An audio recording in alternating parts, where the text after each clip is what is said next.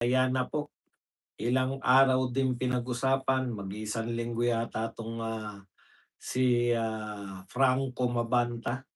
Akala mo akala ko talaga ang laki ng kaso, 'no?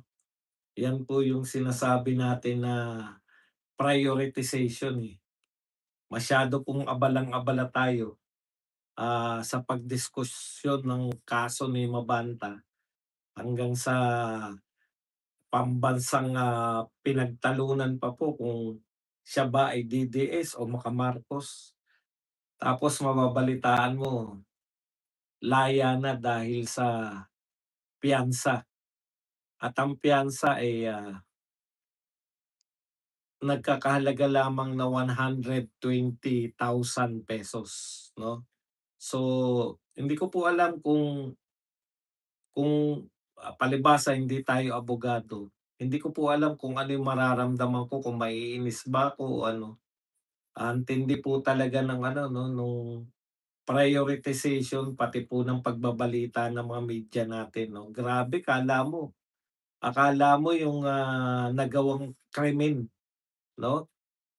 Eto, sa tindi po ng pagtutok ng media diyan kay Franco na Mabanta, buong akala ko po talaga ano, heinous crime yung na-commit kasi kinukuwenta ko, 350 million na naging 300 million.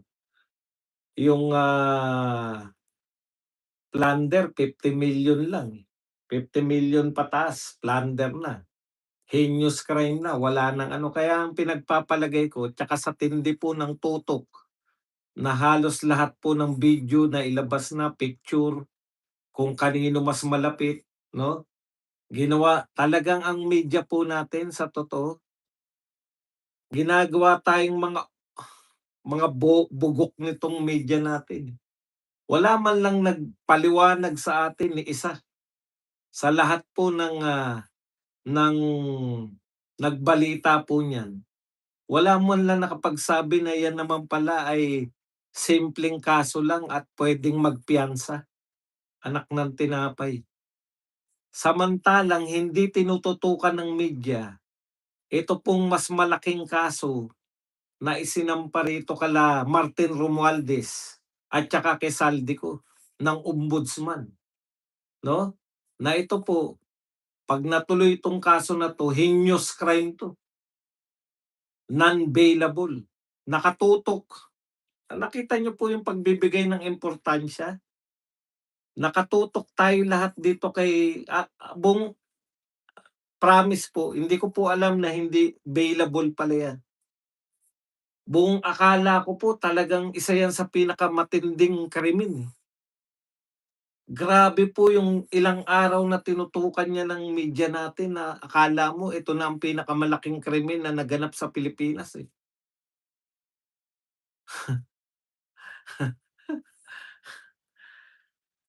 Grabe 'no?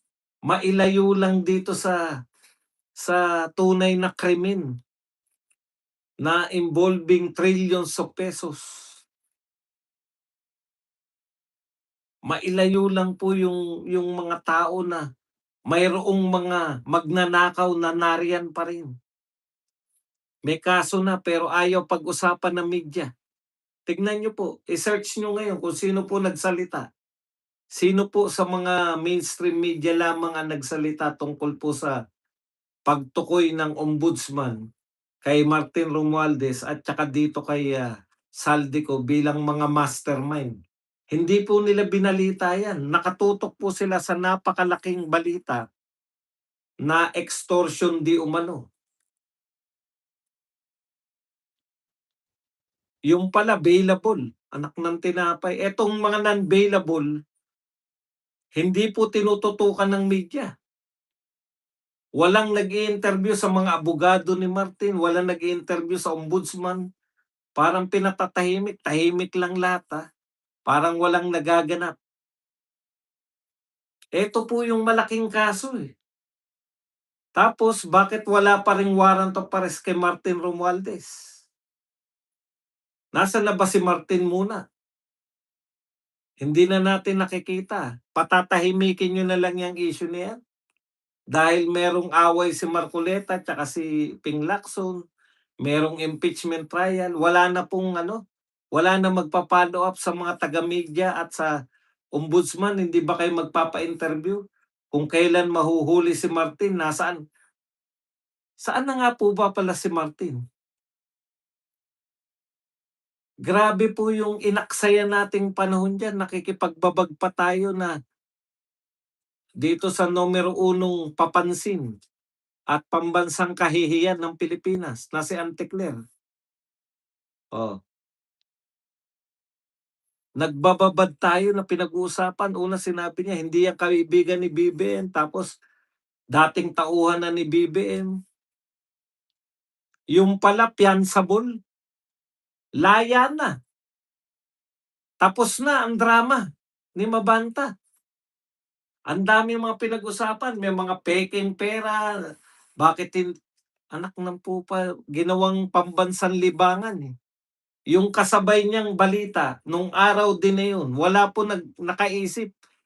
Yung tunay pong krimen na ginawa sa'tin na hindi po fianceable, hindi po makakapagpiyansa 'pag napatunayan, pagka nasalangan yung pagiging pagiging mastermind ng pinakamalaking krimen. Hindi po man lang pinag-usapan ng lahat ng mga grabe 'no? Grabe po mag-kontrol ng balita 'tong mga bayarang media na 'to. Paano hindi kayo masasabihan na bayarang media? Opinyon lang namin 'to na bayarang media kayo, dahil sinabi ni Marcoleta yan, naniniwala kami na bayarang media kayo. Saan kayo nakakita na puwede kayong mag-ignore ng mga balita? Tignan niyo po, sino sa mainstream media yung nagbabalita ng mga sinabi ni mga akusasyon ni ano, ni Marcoleta kay Ping Lacson? Meron po ba nagbalita sa mainstream media? Ang bibigat po ng mga akusasyon ni Marcoleta. May 3.5 billion si Tito Soto na budget request sa allocables. Meron pong sinasabi si Marcoleta na yung 8 billion po na kickback na napunta raw kay Bersamin ay nakinabang pala yung mga alyansa senators. Wala po yan sa mainstream media. Tignan lang natin,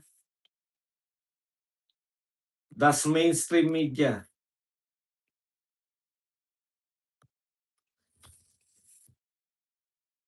Tignan po natin kung may nagbalita po sa mainstream, Ah, yung banat po ni Marcoleta.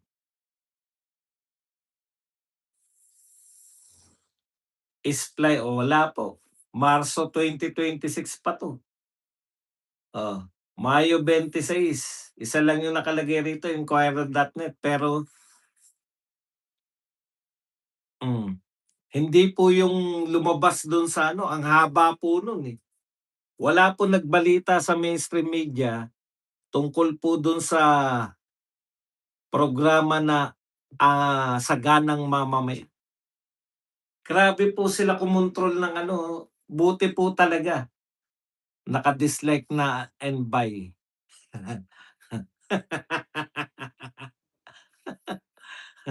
Okey yun, naka-dislike na raw siya.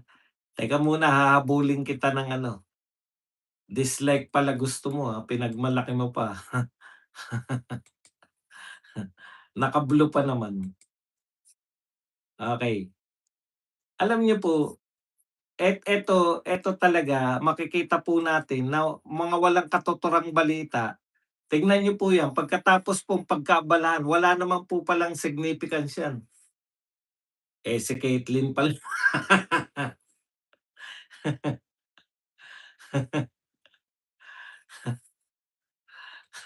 Hindi natin puwedeng tanggalin 'yan, si Caitlyn pala, akala ko kung sino, eh. Okey, pag-usapan po natin ito pong mga nangyayari ngayon 'no. So, dahil po tapos na yung chapter kay Mabanta, tuloy na po yang PGMA na 'yan, 'no? Tapos na po 'yan, balik na po tayo sa impeachment, balik na po tayo kay